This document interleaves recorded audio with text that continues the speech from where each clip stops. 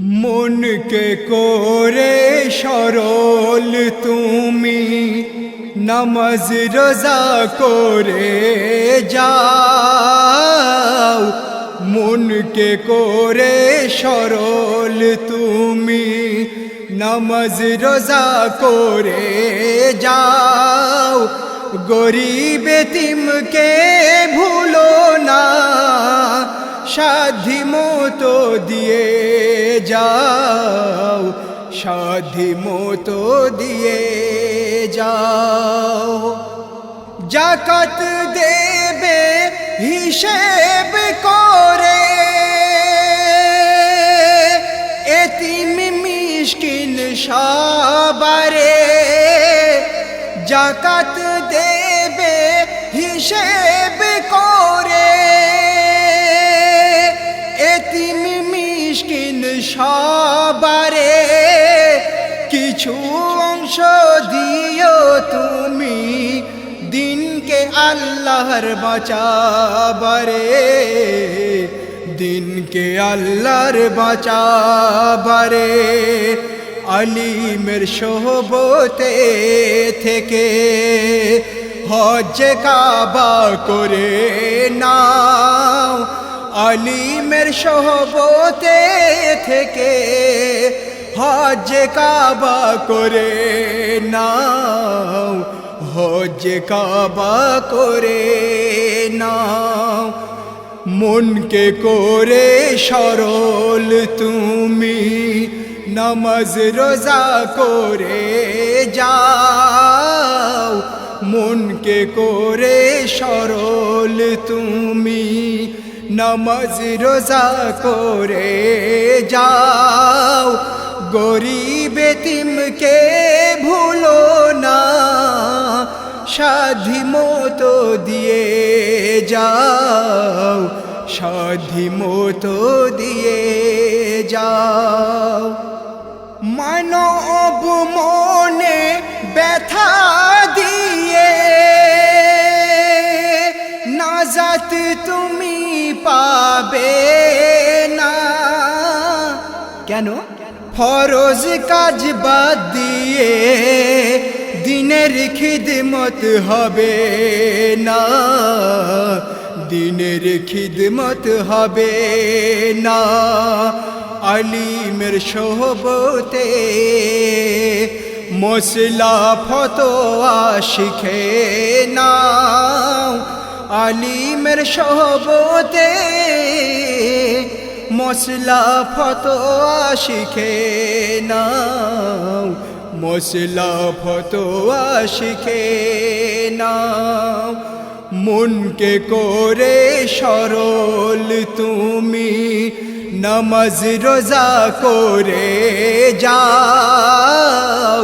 মনকে করে সরল তুমি, নামাজ রোজা করে যাও। গরিব এতিমকে ভুলো না, সাধ্য মতো দিয়ে যাও, সাধ্য মতো দিয়ে যাও। জনম যখন লয়েছ তুমি, মরতে হবে একবার। জনম যখন লয়েছ তুমি, মরতে হবে একবার। কদিনের দুনিয়া রে ভাই, বেশি দিন নয় আর, বেশি দিন নয় আর। দুনিয়াদারির মৌজার মায়া মোহ কাটিয়ে দাও। দুনিয়াদারির মৌজার মায়া মোহ কাটিয়ে দাও। দুনিয়াদারির মৌজার মায়া মোহ কাটিয়ে দাও, মায়া মোহ কাটিয়ে দাও। মনকে করে সরল তুমি, নামাজ রোজা করে যাও, মনকে করে সরল তুমি। নামাজ রোজা করে যাও, গরিব এতিমকে ভুলো না, স্বাধীমতো দিয়ে যাও, স্বাধীমতো দিয়ে যাও, স্বাধীমতো দিয়ে যাও।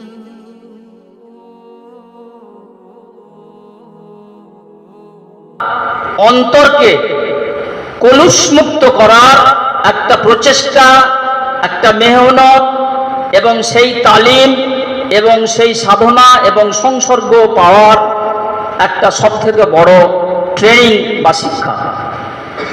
আল্লাহ তাআলা আমাদের সকলকে কবুল করুন যে আমরা হযরতজি কুদ্দিসা সিররুর প্রচণ্ড ঐকান্তিক প্রচেষ্টা, সারা জীবনের সাধনা এবং অত্যন্ত দূরদৃষ্টিতা।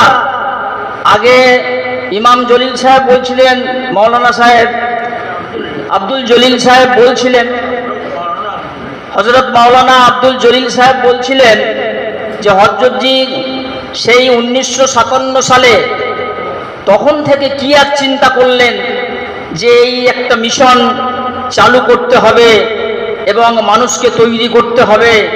শুধুমাত্র নামাজ রোজা আর হজ জাকাত যেভাবে তথাকথিতভাবেই চলে আসছে, দিন বলতে, ধর্ম বলতে বা ইসলাম বলতে যে জিনিসটাকে সাধারণ মানুষ মনে করত, সেইখান থেকে এটাকে একটা ট্রান্সফর্ম করতে হবে, একটা আসল জিনিসের দিকে নিয়ে যেতে হবে। আর সেই চিন্তার ফলস্বরূপ আজকে তার এই সাজানো বাগানে কিছু কিছু আমাদের মতো এইরকম গুটি কয়েক মানুষ হযরতজিদের সোহবতে বসে এই তালিম বা এই শিক্ষা নিচ্ছে। আলহামদুলিল্লাহ। আল্লাহ পাকের নবী হযরত ইব্রাহিম আলাইহিস সালাম কাবা গৃহ নির্মাণ করলেন, সংস্কার করলেন। তারপর আল্লাহ পাকের কাছে একটা দোয়া করলেন। আল্লাহ পাক দোয়া করলেন, এরা চাইলেন, আউযু বিল্লাহি মিনাশ শাইতানির রাজিম, বিসমিল্লাহির রহমানির রহিম, রব্বানা ওয়াবআস ফীহিম রাসূলাম মিনহুম ইয়াতলু আলাইহিম আয়াতিকা ওয়া ইউআল্লিমুহুমুল কিতাবা ওয়াল হিকমাতা ওয়া ইউযাক্কিহিম ইন্নাকা আনতাল আজিজুল হাকীম। সাদাকাল্লাহুল আযীম। তিনি দোয়া করলেন, আল্লাহ, কাবা গৃহর তো সংস্কার হলো, তাহলে তাদের মধ্যে থেকেই একজন রসুলকে আপনি পাঠান, যিনি নাকি তাদের এই কলুষ আত্মাগুলোকে, কলুষতাপূর্ণ, বর্বরতাপূর্ণ তাদের আচার আচরণ, তাদের স্বভাব প্রবৃত্তি, এইগুলোকে সংশোধন করে দেবেন। আল্লাহর কালাম, পাক কালামকে দিয়ে কোরআন তেলাওয়াত করে এবং তাদের নফসের তাজকিয়া। এই হলো এই আয়াতের আসল মর্ম এবং সারাংশ। অন্যত্র আল্লাহ পাক বলছেন, জি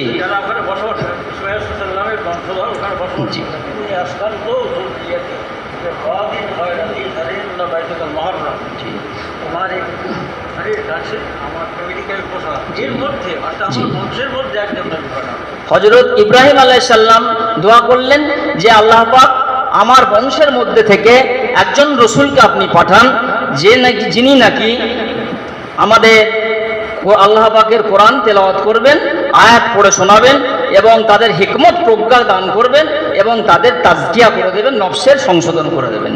সুবহানাল্লাহ। আল্লাহ তাআলা আমাদের কর্তব্য এরকম আয়াতে নবী যারা ওয়ারিস মানে আল্লাহর মাহকে তেলাওয়াত করে শোনানো, এটা একটা সুন্নাত। জি, আচ্ছা, যারা আসবেন তাদেরকে তেলাওয়াত করে শোনাবেন। জি, তাজকিয়া আছে, যেমন তাও নবীর কাজ। এই আয়াতটাকে দ্বারা বোঝা গেল নাকি? বোঝা যাচ্ছে না? তেলাওয়াতের ব্যাপার আছে। সমস্ত মুসলমান কিন্তু তেলাওয়াত করতে হবে, একবারই সকলেই করবেন। যারা জান্নাত শিখবেন, তেলাওয়াত না করেই সকালে কিছু খাদ্য গ্রহণ করবেন না, জীবনে কোনো দিন যেন ছেড়ে না যায়। আমার পরামর্শ আমার ভাইদের জন্য।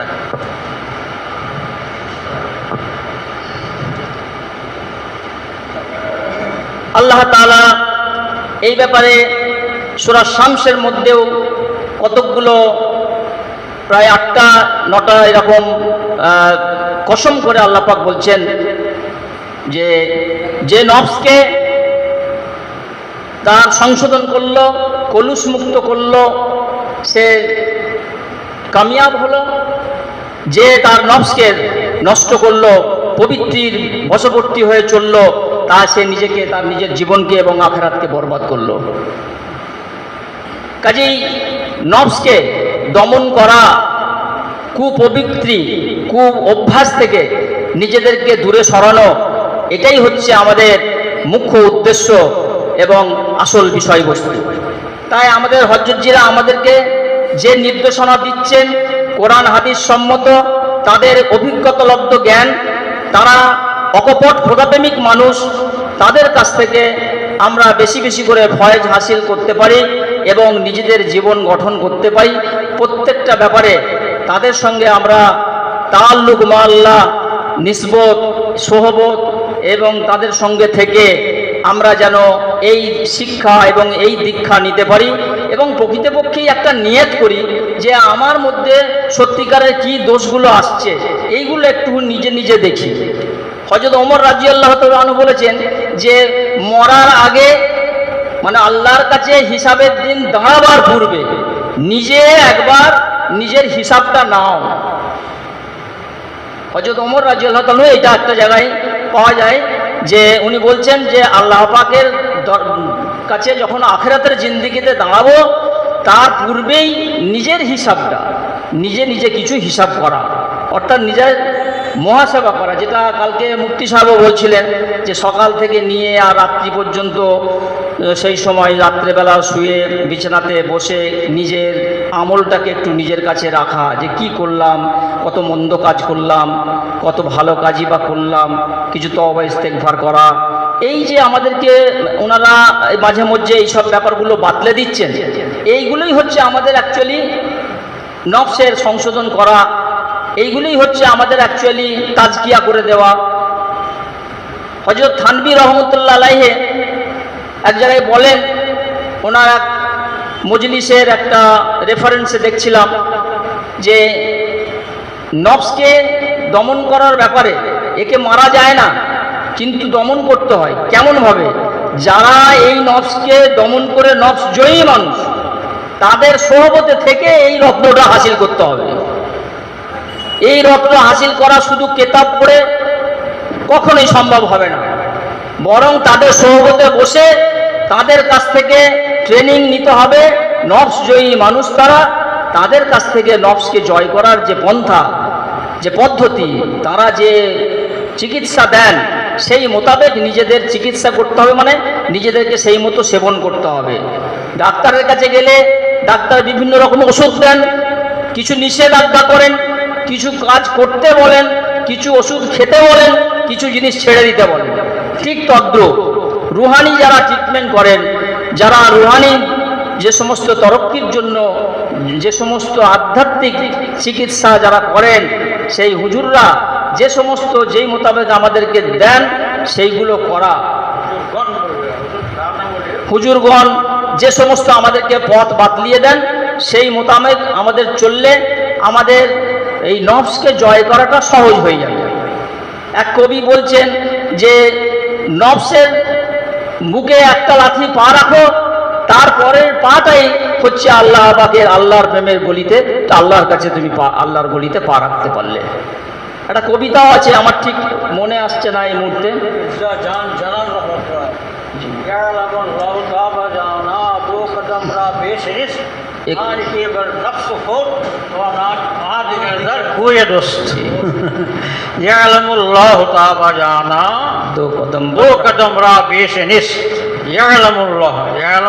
আল্লাহর কসম কোথায় আছে? সূরা ইয়াসিন আছে, আল্লাহু আ'লাম, আল্লাহ পাক ভালো জানেন। এটা হলো কসম, এটা হলো সূরা ইয়াসিন আছে।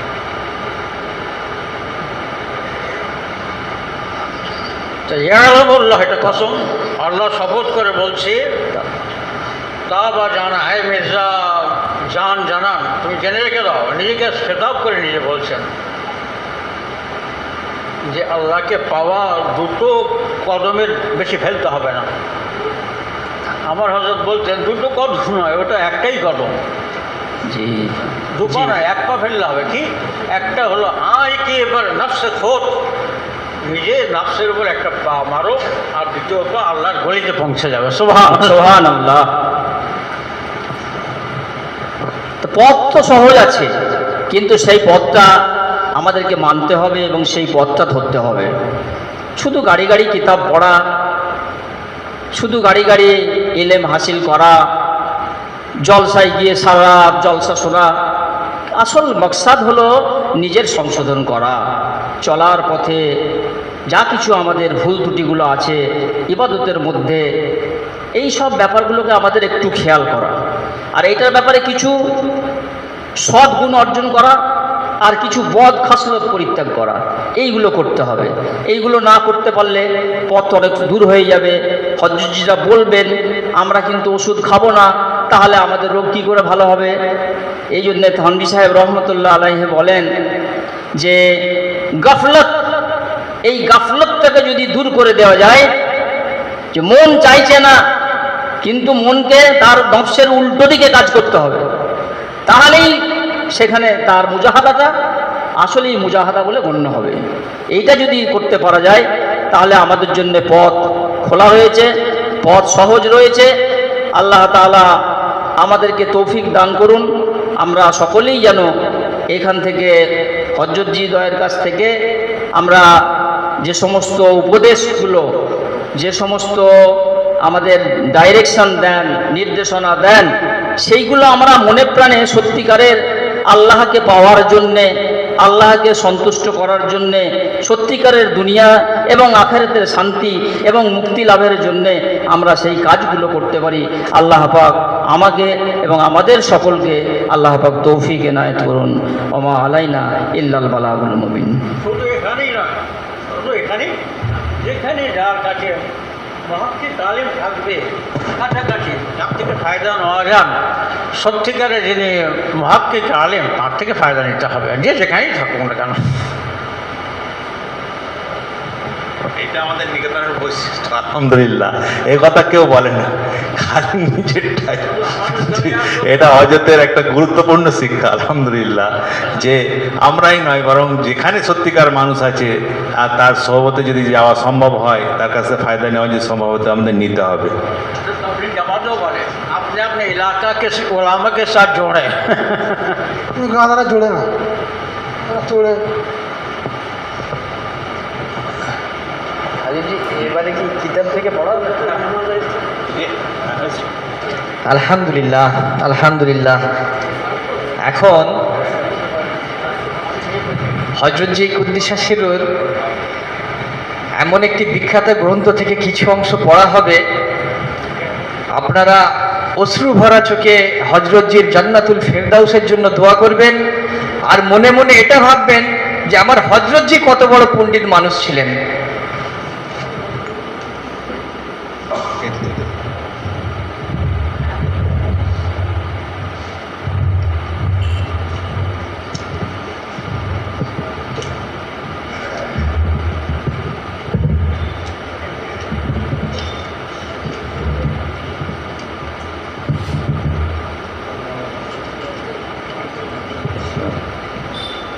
اللهم صل وسلم وبارك على محمد نبي العالمين وعلى العالمين سبحان الله وبحمده ربنا رب العالمين।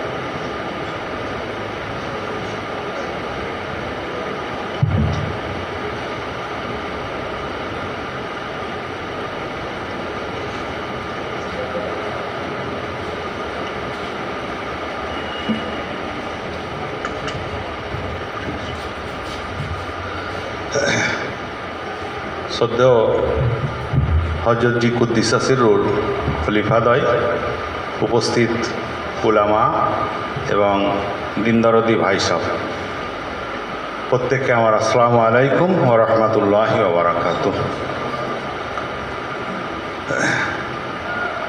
আলহামদুলিল্লাহি রাব্বিল আলামিন, আসসালাতু ওয়াসসালামু আলা রাসূলিহিল কারীম। আমাকে এখন হজরত নির্দেশ দিয়েছেন একটা এই কিতাবের একটা বিশেষ অংশ পাঠ করার জন্যে। তার আগে আমি দুটো কথা একটু বলে নেবো ইনশাআল্লাহ। কালকে যে আমাদের বক্তব্য রাখতে বলেছিলেন হুজুর, অত্যন্ত সংক্ষিপ্ত সময় ছিল, বিশেষ করে আমরা চাইছিলাম হজরত নিজেই বলুন। তা আমাদের ভাইদের যাদেরকে বলতে দেওয়া ছিল তাদের সংক্ষিপ্ত সময়ের মধ্যেই তারা চেষ্টা করেছেন মূল কথা তুলে ধরার। তা আমি একটা কথা এই যে ভাই বলছিলেন আগে, তারা তখন আমার মনে হলো এটা একটু বলি যে আপনারা এই যে মজলিসে আসছেন দেখবেন সবচেয়ে একটা কথা বেশি শুনেছেন আমার মনে হয়, সেটা কি যে মানুষ হতে হবে। আমরা বারবার সবাই আমাদের বক্তব্যের মধ্যে এটা তুলে ধরি, মানুষ হতে হবে। তা মানুষ হওয়াটা কি আসলে, যেটার ব্যাখ্যা একটু আগে আমাদের হাজী সাহেব করলেন। হযরতজি শেষ দিকে বারবার বলতেন যে আল্লাহ দোয়া করবে যে রিপু জয়ী যেন হতে পারি, আল্লাহ রিপু জয়ী করো। এই ধর্মের আসলে মূল লক্ষ্যটা এটাই যে প্রত্যেক মানুষের মধ্যে আল্লাহ রিপু দিয়েছেন, ষড় রিপু বলি আমরা, কাম, ক্রোধ, লোভ, মোহ, মদ, মাৎসর্য। এই রিপুটাকে কন্ট্রোল করা শেখা। রিপু যতদিন মানুষ থাকবে দুনিয়াতে ততদিন তার রিপু থাকবে। যে সমস্ত মানুষ রিপু কন্ট্রোল করতে পেরেছেন তারাই প্রকৃত মানুষ, তারাই আসল সত্যিকার মানুষ। তাদের কথাই আমরা বলি। এটা করার জন্যই একমাত্র ওয়ে আমাদের হযরত বলতেন যে কোনো না কোনো এইরকম যারা রিপু জয়ী হয়েছেন তাদের সোহবতে থাকতে হবে। এখন এই সোহবতে থাকার ব্যাপারে একটা কথা আমি বলবো যে যারা এখানে আসেন, কালকে রাত্রে যেটা বলছিলাম, আমরা সবাই উপলব্ধি করি যে এই মজলিসটা একটা পাক মজলিস, নুরানি মজলিস, এটা রুহানি মজলিস। তো এখানে যখন আমরা আসবো আমাদের কিন্তু আল্লাহর কাছে দোয়া চেয়েই আসতে হবে যে আল্লাহ আমি আমার সংশোধন করব, আল্লাহ আমার তৌফিক দাও। এই নিয়তটা না আনলে হবে না। এখানে আমি বলি কোনো বরকতপূর্ণ মজলিস, সেখানে বসলেই একটা ফায়দা পাবেন ইনশাআল্লাহ, কিন্তু নিজেকে তৈরি করা এটা আল্লাহর কাছে সাহায্য চাইতে হবে যে আমি সংশোধন হব, আল্লাহ আমাকে তৌফিক দান করবে। যেমন বৃষ্টির পানি আল্লাহর রহমতের পানি, তার মধ্যে কি আছে? যোগ্যতা আছে মাটিকে গলিয়ে দেওয়ার, আর মাটির মধ্যে প্রবণতা আছে গলে যাওয়ার। দুটোই লাগবে, দুটোই লাগবে। বৃষ্টির যে যোগ্যতা, পাথরের উপরে বৃষ্টি পড়লে কিন্তু গলে না। তাই নিজেকে নরম করে, মূল কথা নম্রতা, কোনো একজন আল্লাহওয়ালা মানুষের সামনে নিজেকে নত করে দেওয়া, নিজের আমিত্ব, নিজের ফখর, গর্ব যা আছে সব একবারে বিসর্জন দিয়ে তার কথা মতো, তার নির্দেশ মতো চলার একটা আকীদা রাখতে হবে। তাহলে ইনশাআল্লাহ আল্লাহর তরফ থেকে আমরা ফয়েজ পাবো, আমাদের উন্নতি হবে, আমরা রিপুজয়ী হওয়ার দিকে এগোবো ইনশাআল্লাহ। আল্লাহ আমাদের তৌফিক দান করুন। পণ্ডিতদের সমীক্ষা কিতাবে হযরতজি কুদ্দিসাসির রূহ বহু মনীষীর সমালোচনা করেছেন, যেখানে তাদের পদস্খলন হয়েছে বা তাদের যে ভুল ত্রুটি সেগুলো ধরিয়ে দিয়েছেন। উনি বলতেন যে আমি চুনোপুটিদের পিছনে পড়িনি, যারা মহান মানুষ তাদেরও বিচ্যুতি হয়, চিন্তাধারার স্খলন হয়, সেখান থেকে হযরতজি তাদের সেই ত্রুটিগুলো ইসলামের স্বার্থে তুলে ধরেছে, ধরিয়ে দিয়েছে। এই কিতাবে একটা বিশেষ অংশ আছে বিশ্ব নবী, শেষ নবী হযরত মুহাম্মদ সাল্লাল্লাহু আলাইহি সাল্লামের ব্যাপারে উনি কিছু উদ্ধৃতির নিয়ে একটা সংকলন করেছেন। আমি এখন সেইটা পাঠ করবো ইনশাআল্লাহ। পবিত্র কোরআনের ঘোষণা মুহাম্মাদুর রাসূলুল্লাহ, অর্থাৎ মুহাম্মদ আল্লাহর রসুল বা প্রেরিত পুরুষ। তাকে নবীও বলা হয়েছে। নবী অর্থ আল্লাহর সংবাদবাহক। অ্যানিবেশন প্রফেসর কে.এস. রামকৃষ্ণ রাও প্রমুখ ভিন্ন ধর্মাবলম্বী মনীষীগণ তাকে বলেছেন ইসলামের নবী। তারা এখানে যে ইসলাম শব্দ ব্যবহার করেছেন এটা হলো ইসলামের প্রচলিত অর্থ, কারণ হযরত মুহাম্মদ যে ধর্ম প্রচার করলেন তাকে সাধারণত লোকে ইসলামই বলে থাকেন, কিন্তু ইসলাম শব্দের আসল অর্থ হল সৃজন পালনকর্তা বিশ্ব নিয়ন্তার সম্মুখে আত্মসমর্পণ করা বা আল্লাহর বিধান মেনে চলা। এই অর্থে সৃষ্টির প্রাক্কাল থেকেই ইসলামের জন্ম। সূর্য, চন্দ্র, গ্রহ, তারা, পাহাড়, দরিয়া যা কিছু বিশ্ব নিখিলে রয়েছে সবাই আল্লাহর বিধান অনুযায়ী চলছে, তার বিধান কেউ লঙ্ঘন করতে পারে না। সুতরাং সৃষ্টির প্রত্যেকটি বস্তুরই ধর্ম ইসলাম। পবিত্র কোরআনের ঘোষণা, তারা কি আল্লাহর দ্বীন বা বিধান ছেড়ে দিয়ে অন্য কিছু অন্বেষণ করছে, অথচ তার সামনে নতি স্বীকার করেছে নভমণ্ডল ও ভূমণ্ডলে যা কিছু রয়েছে সবই, ইচ্ছাই হোক অনিচ্ছাই হোক। চক্ষু দ্বারা দর্শন, কর্ণ দ্বারা শ্রবণ, মুখ দিয়ে আহার পান ইত্যাদি ইত্যাদি হলো বিশ্ব নিয়ন্তা আল্লাহর বিধান। এসব বিধান লঙ্ঘন করতে পারে কেউ কি? সবাইকে এসব খোদাই বিধান মেনে চলতে হবে, সে যত বড়ই নাস্তিক খোদাত্রয়ী হোক না কেন। সুতরাং নাস্তিককেও অনিচ্ছা সত্ত্বেও আল্লাহর বিধান মেনে চলতে হচ্ছে, অপর কথায় ইসলাম মেনে নিতে হচ্ছে। এইভাবে সূর্য চন্দ্র, পাহাড় দরিয়া, বৃক্ষলতা, ভূচর খেচর সকলেই বিশ্ব নিয়ন্তা আল্লাহর বিধান মেনে নিয়ে ইসলাম মেনে নিয়েছে। কোন আয়াত করতে বলো, কোন আয়াত পাকে বলছেন এই কথা? হ্যাঁ, আফাগায়রা দীনিল্লাহি ইয়াবগুন ওয়া লাহু আসলামা মান ফিস সামাওয়াতি ওয়াল আরদ। এই আয়াত পাকটা হ্যাঁ আলেমদের বলতে হবে তো, শুনছে না তাহলে আমি তো প্রশ্ন করবো। হ্যাঁ, আলেমদের ধরবো তো, ঠিক কোনটা? আফাগায়রা দীনিল্লাহি, আল্লাহর দিন ছাড়া, আল্লাহর ইসলাম ছাড়া তারা কি অন্য কিছু অন্বেষণ করছে? আল্লাহু আসলামা, তার জন্য আত্মসমর্পণ করেছে। কে কে? সব পড়ুন এই একটা পড়ে। তারা কি আল্লাহর দ্বীন বা বিধান ছেড়ে দিয়ে অন্য কিছু অন্বেষণ করছে, অথচ তার সামনে নতি স্বীকার করেছে নভমণ্ডল ও ভূমণ্ডলে যা কিছু রয়েছে সবই, ইচ্ছাই হোক অনিচ্ছাই হোক। মনে রাখতে হবে, ধরবো। সুতরাং নাস্তিককেও অনিচ্ছা সত্ত্বেও আল্লাহর বিধান মেনে চলতে হচ্ছে, অপর কথা ইসলাম মেনে নিতে হচ্ছে। এইভাবে সূর্য চন্দ্র, পাহাড় দরিয়া, বৃক্ষলতা, ভূচর খেচর সকলেই বিশ্ব নিয়ন্তা আল্লাহর বিধান মেনে নিয়ে ইসলাম মেনে নিয়েছে। তাই বিশ্ব নিখিলের প্রত্যেকেরই ধর্ম ইসলাম। ইসলাম সনাতন ধর্ম। সকল যুগের সকল দেশের নবীগণ এই ইসলামেরই প্রচার করে এসেছেন। তাই ইসলাম ধর্মের প্রবর্তক হচ্ছেন স্বয়ং আল্লাহ এবং সর্বপ্রথম প্রচারক, সর্বপ্রথম নবী মান্যবর আদম এবং সর্বশেষ প্রচারক এবং শেষ নবী হযরত মুহাম্মদ সাল্লাল্লাহু আলাইহি সাল্লাম। হযরত মুহাম্মদের জীবন চরিত্র পৃথিবীর বিভিন্ন ভাষায় এত অধিক লিখিত প্রকাশিত হয়েছে যে অন্য কোনো মহাপুরুষেরই জীবন চরিত্র এত অধিক পরিমাণে লিখিত প্রচারিত হয়নি। আল্লাহু আকবার। তবে সকলে তার প্রশংসা করেননি, কেউ কেউ তার নিন্দামন্দও করেছেন। হযরত মুহাম্মদের পরিচয় দিতে গেলে যা সর্বপ্রথমে বলতে হয় তা হচ্ছে তিনি বিশ্বনবী ও শেষ নবী। পবিত্র কোরআনে হযরত মুহাম্মদকে বিশ্বনবী বলা হয়েছে এই কারণেই যে তিনি বিশ্বের সকল জাতির ও সম্প্রদায়ের জন্য আল্লাহ কর্তৃক প্রেরিত হয়েছেন। পূর্বে এক এক নবী এক এক সম্প্রদায়ের জন্য পৃথিবীতে প্রেরিত হতেন, কিন্তু হযরত মুহাম্মদ সাল্লাল্লাহু আলাইহি সাল্লামকে আল্লাহ বিশ্ব নবী ও শেষ নবী করে পাঠালেন।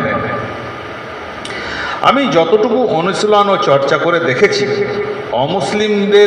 অমুসলিম লেখকদের মধ্যে যারা নিরপেক্ষ দৃষ্টিভঙ্গি ও সুষ্ঠু চিন্তাধারা নিয়ে সংকীর্ণতা ও ঈর্ষামুক্ত মস্তিষ্কে মহান বিশ্বনবীর জীবনচরিত পাঠ করেছেন, তারা তার চরিত্রে ও গুণাবলীতে এতটা মুগ্ধ হয়েছেন যে যার ভাষা আমি খুঁজে পাই না।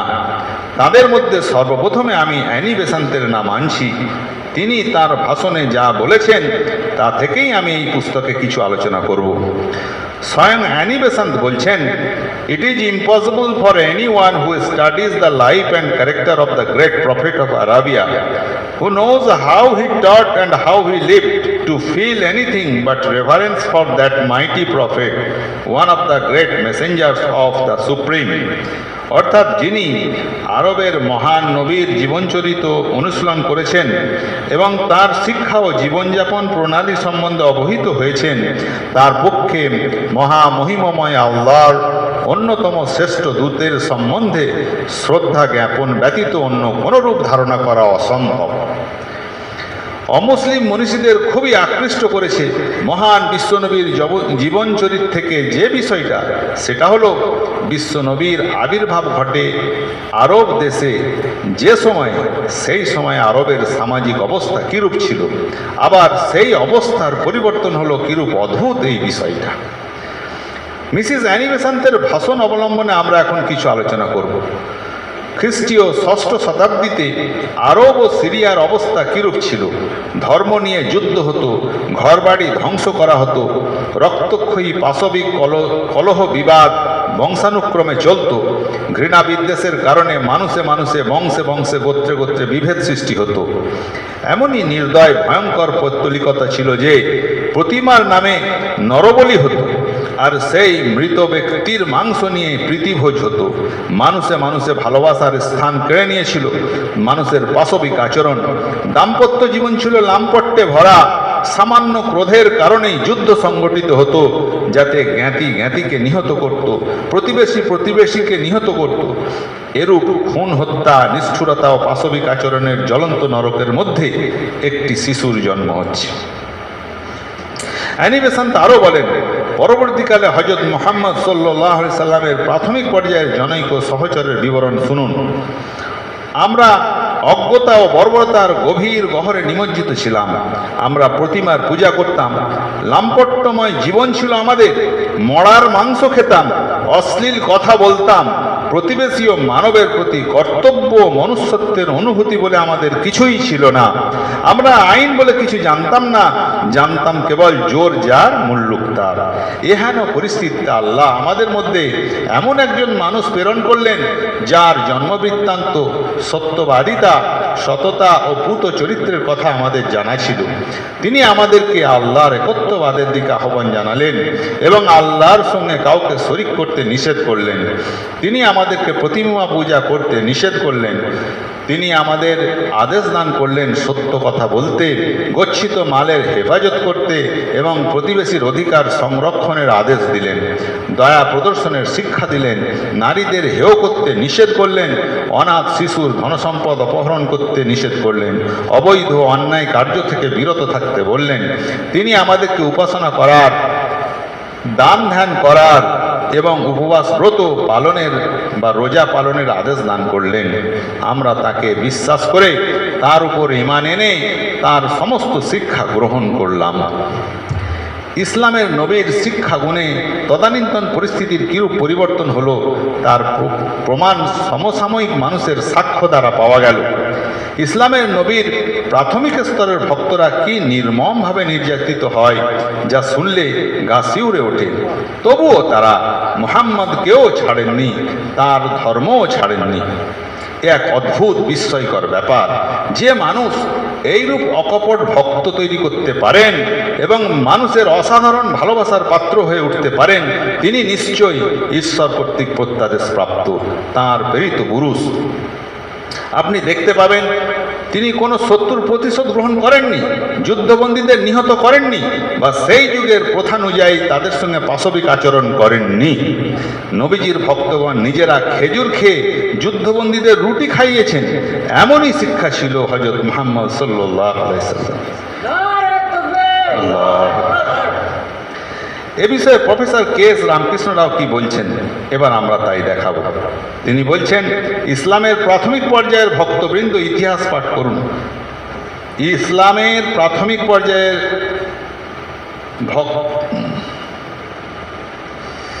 ভক্তবৃন্দের ইতিহাস পাঠ করুন।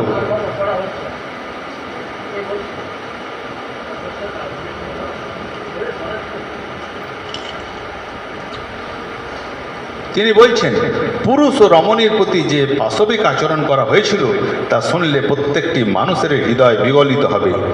জনৈকা নিরীহ রমণী সুমাইয়াকে বর্ষার নিষ্ঠুর আঘাতে তার শরীর খণ্ড বিখণ্ড করা হয়েছিল।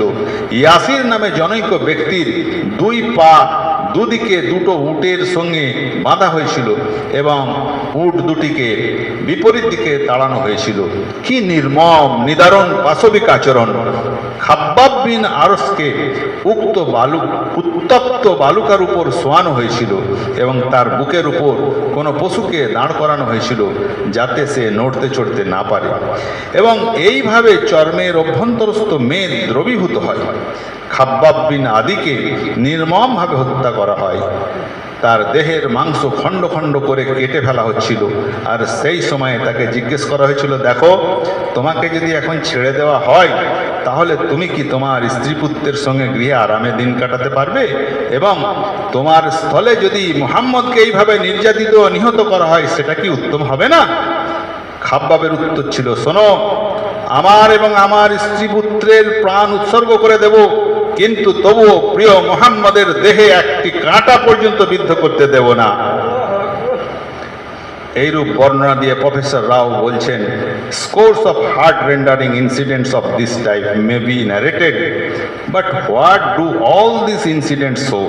অর্থাৎ এই ধরনের ভুরি ভুরি মর্মান্তিক ঘটনায় বর্ণনা করা যায়, কিন্তু এই সব ঘটনা থেকে কি বোঝা যায়? নরনারী নির্বিশেষে যার জন্য দেহ প্রাণ মন সবই উৎসর্গ করে দিচ্ছে, তিনি কেমন মহামানব ছিলেন, তিনি কোন স্তরের মানব ছিলেন, এটাই চিন্তার বিষয়।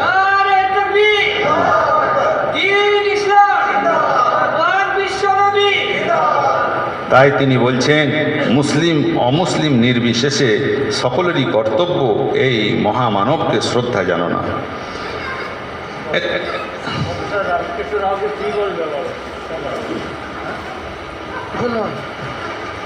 এইসব নরধমকে কি বলবে বলো, যারা দুনিয়া এখন বিচরণ করছে, এখনো মানবতার লেশ পর্যন্ত এটা মাঝখানে।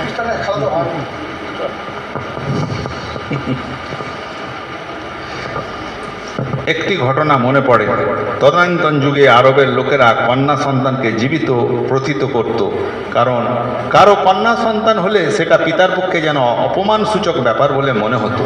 মহান বিশ্বনবী এই জঘন্য কুপ্রথা রহিত করে দেন। একসময় মহান বিশ্বনবীর জনৈক সহচর তার দরবারে এসে বলছেন, হে আল্লাহর রসূল, আপনার সাহচর্যে আসার আগে আমি কয়েক বছর বিদেশে ছিলাম, তারপর বাড়িতে ফিরে এসে দেখলাম বাড়িতে এক খুবই সুশ্রী মেয়ে। পত্নীকে জিজ্ঞেস করলাম, মেয়েটি কে? পত্নী বলল, এ তো তোমারই কন্যা সন্তান, এ যখন গর্ভে তখন তুমি বিদেশে চলে গিয়েছিলে। হে আল্লাহর রসূল, তখন আমি তো ক্রোধে ও দুঃখে ফেটে পড়লাম, আমার ঔরসে কন্যা সন্তান জন্ম নিল। যাক, আমি পরদিন প্রভাতে পত্নীকে বললাম, মেয়েকে সাজিয়ে দাও, ওকে আমি আত্মীয় বাড়িতে নিয়ে যাব। পত্নী মেয়েকে সরল মনে হৃষ্টচিত্তে বেশ সাজিয়ে দিল। আমি তখন মেয়েকে নিয়ে অনেক দূরে মরুভূমির মাঝখানে গেলাম। মেয়েকে একটু তফাতে বসিয়ে রেখে বালি সরিয়ে সরিয়ে একটা গর্ত খনন করলাম।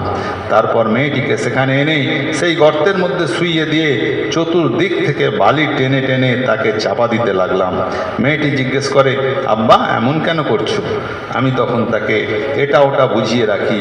কচি মাসুম বাচ্চা স্বপ্নেও ভাবেনি যে আমি তাকে ওখানে বালি চাপা দিয়ে পুঁতে রেখে চলে যাব।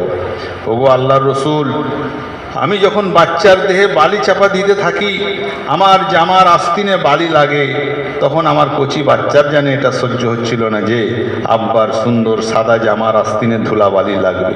তাই সে তার কচি হাত দিয়ে আমার আস্তিনের ধুলাবালি ঝেড়ে দিচ্ছিল। ওগো আল্লাহর রসূল, আমি কিন্তু এমনই নিষ্ঠুর পিতা, এমনই অমানুষ, আমি যে আমার জানে এতটুকু মায়া মমতা জাগেনি, এই পশু হৃদয়ে এতটুকু দয়াও আসেনি যে আমি সব উপেক্ষা করে সেই কচি বাচ্চাকে বালি চাপা দিয়ে রেখে আসি। ও আল্লাহ রসূল, বলো বলো, আমার এ পাপের প্রায়শ্চিত্ত কি হবে? পবিত্র কোরআনের ঘোষণা, ওয়াইজাল মাউইদাতু সুলিয়াত বিআইয়ি সুইলাত বিআইয়ি জাম্মিন কুতিলা। সেই মহাবিচার দিবসে যখন আল্লাহ জিজ্ঞেস করবেন, ওই মাসুম বাচ্চাকে কোন অপরাধে জ্যান্ত পুঁতেছিলে, তখন কি উত্তর দেবে? ও আল্লাহ রসূল, এত বড় গোনাহ আমি করেছি, এ গোনাহ কি মাফ হবে? বলো বলো, আমার অবস্থা কি হবে?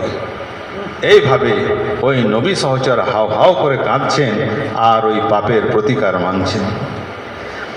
প্রিয় শ্রোতা, আরবের অমানুষকে মানুষ করল কে? সেই মহামানবকে নিন্দামন্দ সমালোচনা অমানুষ ছাড়া কেউ করতে পারে কি? আরবের সেই অমানুষদের ভেতরে অদ্ভুত ঈমান, খোদাভীতি বিস্ময়কর রসুল প্রেম কে পয়দা করল? কার শিক্ষার গুণে, কার সাহচর্য থেকে অমানুষ সত্যিকার মানুষে পরিণত হলো?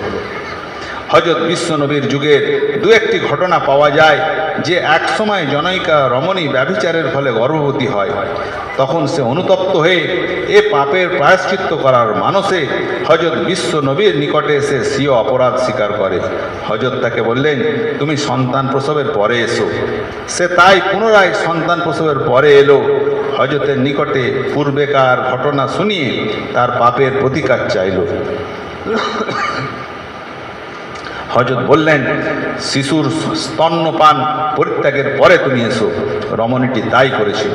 দেখুন, এখানে আইন আদালত, পুলিশ দারোগার কোনো প্রশ্নই আসছে না। আসামি স্বয়ং বিচারকের সামনে হাজির হয়ে স্বীয় পাপের দণ্ডাজ্ঞা প্রার্থনা করছে। এটাই ভাববার বিষয় যে হযরত বিশ্বনবী এমন কোন মহামন্ত্রে মানুষকে দীক্ষা দান করেছিলেন যে আসামির বিরুদ্ধে গ্রেপ্তারির পরোয়ানা জারি করতে হলো না, পুলিশকে যেতে হলো না। একজন দুর্বল চেতা রমণী তার কৃত পাপের ইসলামী দণ্ড সম্বন্ধে সবিশেষ অবহিত থেকেও বারে বারে স্বীয় পাপের প্রতিকার মাংছে। সারা বিশ্বের ইতিহাস খুঁজলে এরূপ একটি ঘটনা, এরূপ একটি নজির কি পাওয়া যাবে?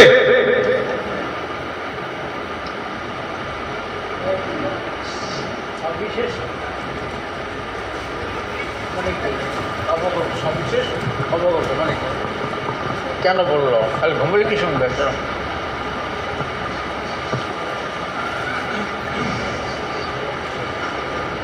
কিন্তু হযরত বিশ্বনবীর যুগে এরূপ ঘটনা আরও ঘটেছে। এর মূলে রয়েছে এই মহামন্ত্রের দীক্ষা যে তোমরা বলো ইয়াকা না'বুদু, তোমারই আইন মেনে চলি হে প্রভু।